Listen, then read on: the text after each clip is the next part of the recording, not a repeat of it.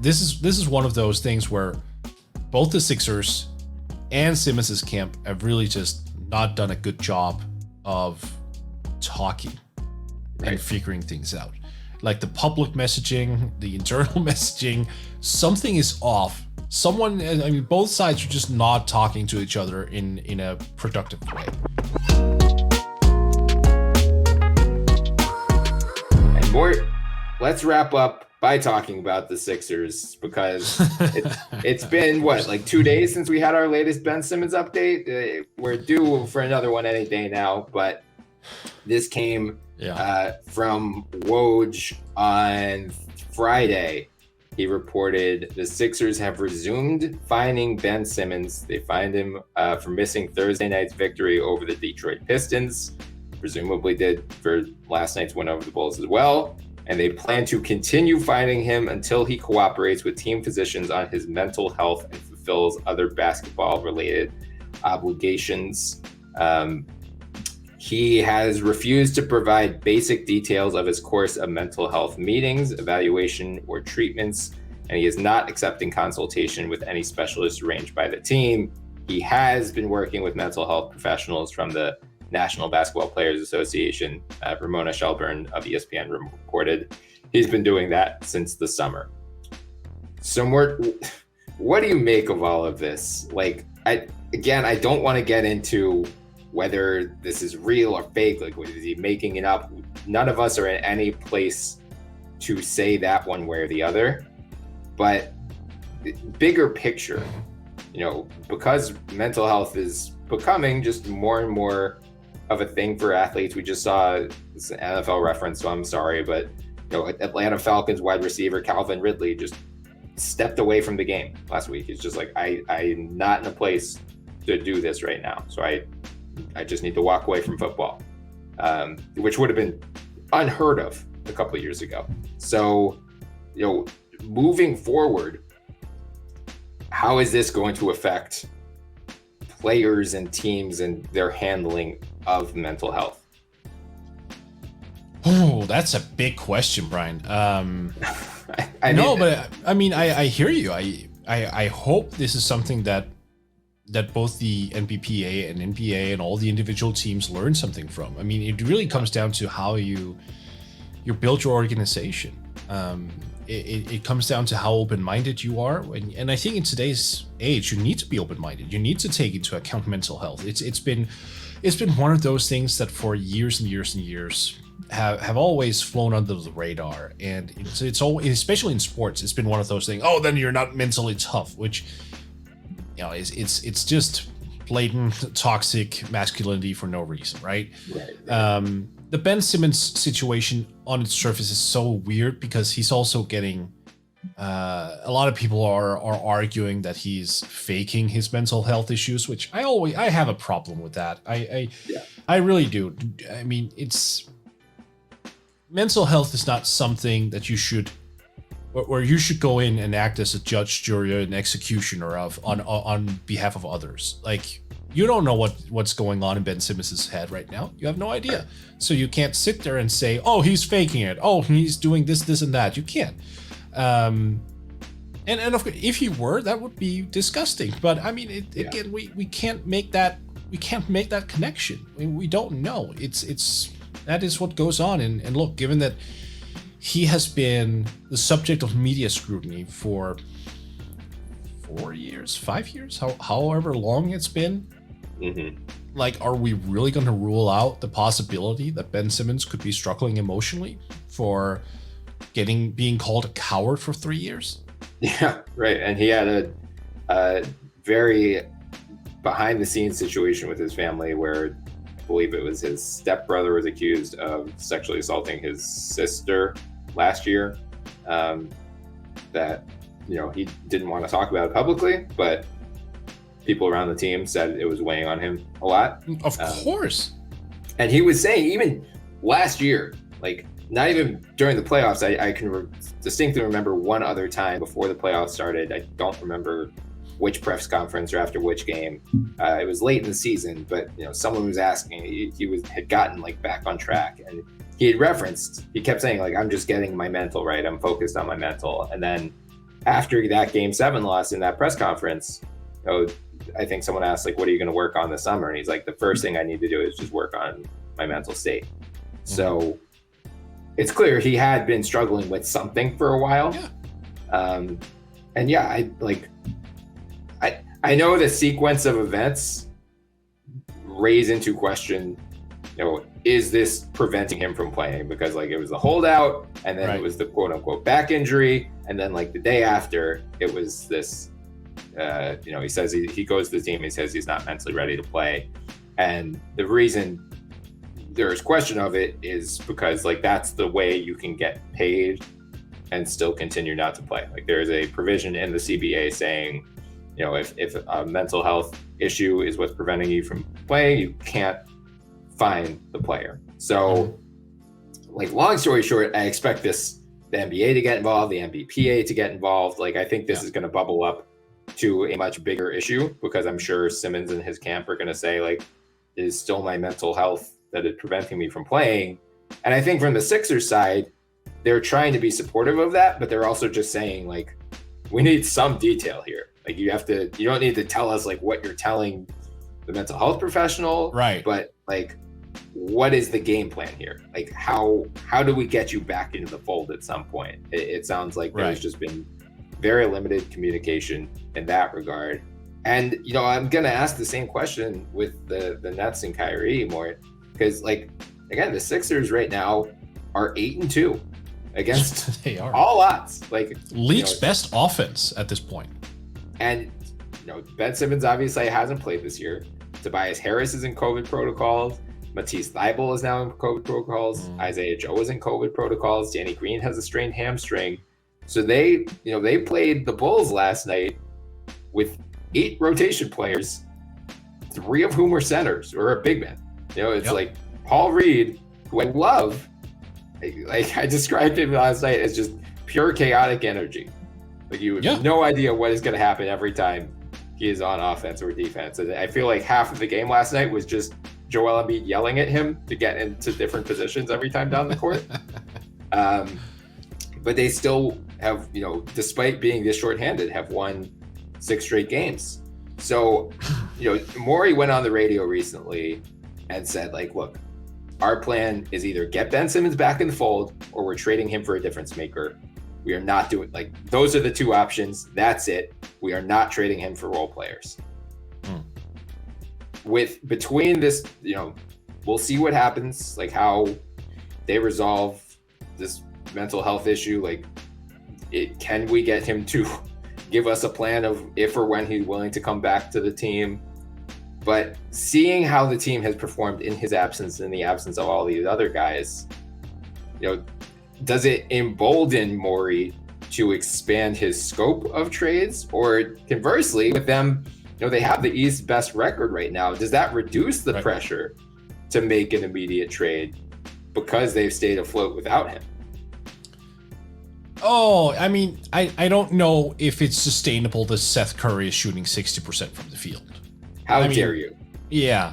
So I think you need to expect a certain level of drop-offs from certain guys at some point. I mean, right now, George Niang is looking like a starter out there, which is great, but is it sustainable? It's only been 10 games. So I think right now, guys are getting a higher level of responsibility offensively, Fork and Korkmaz as well. But when you reach game 55, 60, 65, are those guys in major need of maybe drizzling down their offensive responsibility? I could see that. So it really depends on where you stand, right? I mean, do you want to have a guy come in right now so everyone gets slotted down a peg in terms of offensive responsibility? Or do you ride with this team for as long as you possibly can until you start to see the blemishes, where you then go, oh, okay, let's get someone in. Right. I don't know. I personally, I think that this whole situation is just difficult, is probably the best word, because there's also the COVID thing to take into account. Like, Ben not being vaccinated is a huge issue, and that's a different subject than the mental health thing. Like, there are so many layers to Ben Simmons and the entire situation here, where I just go, you need to figure out myriad of things first before you reach the trade thing. Like, right. Because I also assume, like, if you're trading Ben Simmons, you want as many suitors as possible. Well, if he's not vaccinated, that rules out 2 New York teams. It rules out Golden State as well. And, well, are there more teams? Because there might be teams with internal policies like, here we are all vaccinated and there are no exceptions. Right. Right. So, I mean, that would limit their market. Yeah. I really don't know. I mean, for Ben Simmons' sake, just for wanting to get out and for the mental health purposes, yeah, I think he needs a new team. The sooner the better. But at the same time, I also think it's perfectly appropriate for anyone willing to trade for him to say, hey, get vaccinated first. Right, like right. So yeah, but I mean, this is a situation that's going to last long into the new year, I think. I mean, yeah. There's no immediate resolution to this. There really isn't. And it's unfortunate that the lines of communication seem to be so limited for both sides. This is one of those things where both the Sixers and Simmons' camp have really just not done a good job of talking and figuring things out. Like the public messaging, the internal messaging, something is off. Both sides are just not talking to each other in a productive way. Yeah. Which is not going to help you. So you could ask me whether should Daryl consider widening his field. Yeah, sure. I would do it if I'm Daryl, but what does that matter if you can't even talk to each other at this point? Like, because you need to be on the same page. This should have been a joint project where the Sixers and Ben Simmons sit together and go, okay, this isn't working.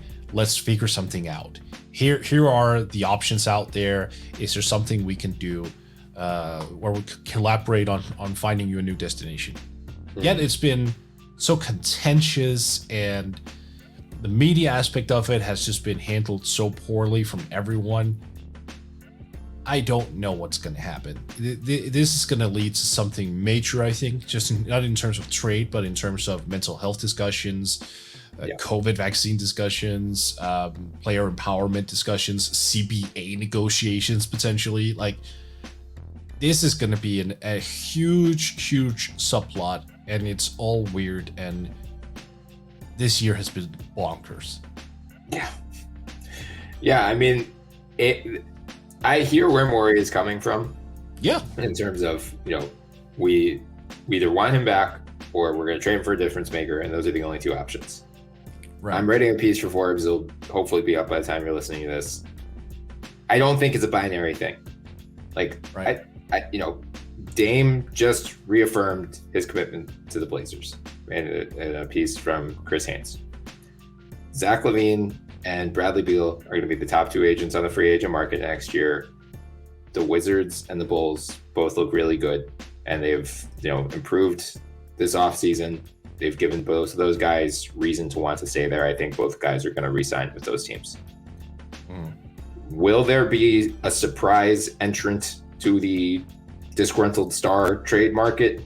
Perhaps. And maybe you're biding your time, especially like this is why these early season wins, especially given how depleted they are, they're important, because I think it does reduce the pressure to make an immediate trade. But I do think you have to be realistic and realize that you might have to come up with a plan C, because that's why I'm saying the NBA and NBPA have to get involved here, because who's to say when Ben is going to be mentally ready to rejoin the team, if ever? And I don't know how you force him to do so. No, you don't. Right. I mean, it's just such a messy situation that, all parties would be better off just breaking up. And I would think seeing how the team performs without him would embolden you to say, okay, maybe we do have some guys who are just ready to step up into bigger roles. And again, we'll lose the trade from a talent standpoint, but that's okay. It might be okay. It might strengthen us overall just to have, not have to rely on games where we only have 8 players playing. I'm sure Doc Rivers was not thrilled last night to have to play Paul Reed 22 minutes and start Paul Reed. So first career start for B-Ball Paul, though. Yeah, I know. I loved it, but it's just a tough situation for everyone. So I hope for everyone's sake that there's a resolution soon. But I agree with you. I'd be surprised if there is. Yeah, I mean, man, again, this has been a weird year for the NBA. And I'm not just talking this season, like the last calendar year with the vaccine subplot, trade demands, mental health issues. I mean, ownership that has done weird things. I mean, with the Suns, for example, like with the recent news there. I mean, and now this has not been a banner. Pardon? Neil O'Shea as well. Oh, yes. Yeah. It's not been a banner year for the NBA. Let's just put it that way. It hasn't. And I think this is one of those things that it'd be nice to see the Sixers and Ben Simmons work this thing out. And if it means a new team, okay, without the drama. I would really appreciate the lack of drama over the next couple of months. That'd be great. And if Ben came out and like, oh, I feel better emotionally, that's great. I decided to get my vaccine shot, also great. Like, I want to get those things resolved. That'd be wonderful for him. It'd be wonderful for his new team. It'd be wonderful for the Sixers too. But so far, it seems like those two are inevitably going up to end in a PR war, because that's what it is. This right now, it's Ben's agency is putting things out. The Sixers are putting things out, and it's just then you have your weapons of choice with Shams and Woj. Right. Yeah, I mean, I'm afraid it's going to get a lot uglier. Yeah, that's what I'm saying. It's going to, with the mental health component in here, it's a very slippery slope, and I think it is. Having to or starting to restarting to find him with this overhanging, like, this is where I expect some league involvement, and I'm not excited for the steady trickle of news to come out over the next week or two. I know Daryl's just waiting out the market and seeing like which teams get off to slow starts. I continue to hate the Pacers for signing Malcolm Brogdon to an extension, because at 3-7, they should be ready to shake things up, and they would have been a very logical destination. Yes. I think one other complicating factor here is, like, you could do a two for two effectively, like Ben Simmons to throw in Charles Bassey, because I don't think they care. But like, if you want to do effectively a 3-for-1, the Sixers have all 15 roster spots accounted for, and these guys like 12, 13, 14 on the roster are proving that they can play. Like, I don't think they'd be psyched if they were giving up. They're getting 3 players back for Ben Simmons. Like, one of our favorite constructs is the DeJounte Murray, Devin Vassell, Thad Young for Ben Simmons. Right. The Sixers have to send out 3 players. So they send out Simmons, Charles Bassey, but then, like, who's the third guy? Paul Reed, Isaiah Joe? I don't think they'd be psyched to give up, the guys that far down. Jaden Springer, I guess, just because they've seen him the least, but I don't know. So that's just another thing. Relax. This is where your love for B-Ball Paul comes in and influences you and the entire Sixers landscape a little bit more. I mean, they would obviously give him up if it's going to lead to a resolution here. But I'm saying they would want a little bit more in return, because they are that high on his. Right now, they're getting nothing, because Ben Simmons is not playing. Like, if you get the DeJounte Murray, a Devin Vassell, and a Thaddeus Young, like, come on. I mean, I've been there the whole time. Like, I think they're going to quote unquote lose the trade from a value perspective. But like, if that deal was on the table, if it's Ben Springer or Paul Reed or Charles Bassey for DeJounte, Vassell, and Thad, you do it, just get it over with. Yeah. And, I think there's a good chance they're right in the mix with Miami and Milwaukee and Brooklyn at the end of the season. You were laughing at me before the season when I said that the Sixers could be a top 3 team if Ben Simmons did not play. I was. I just wanted to point this out. Well, thank you for Seth Curry for deciding to channel his brother. It was a good call on his part. Well, I'm actually a little bit pissed off at Seth Curry. Because he's still not taking threes at the volume you want him to? Mm-hmm. Yeah. George Niang is playing 10 minutes less per game than he is, and he's taking one more three per game. Yeah. I am upset at Seth Curry for not taking 10, 12. He's too good not to. You're upset at Seth Curry, who is shooting 60% from the field right now. I love it. I am. He is shooting 69% from two, and I get that that's an astronomical number.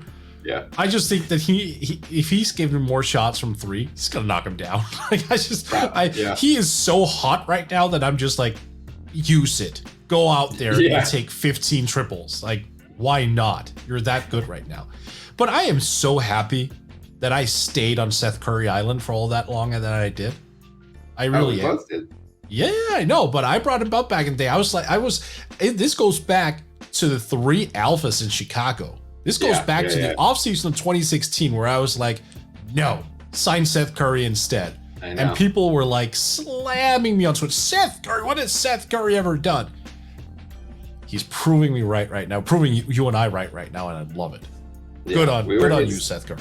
Unofficial agents for a while. It was like him and Chris Middleton. And Chris had his breakout. Now it's good to see Seth getting his shine. Dan Favali, a friend of the podcast, just put out a piece on BR today about him that he DM'd me a screenshot of the stats, and it's just unbelievable how good he has been to start this season. So if we were acting as agents for him and Chris Middleton, where's our moolah? Where's our cut? Yep.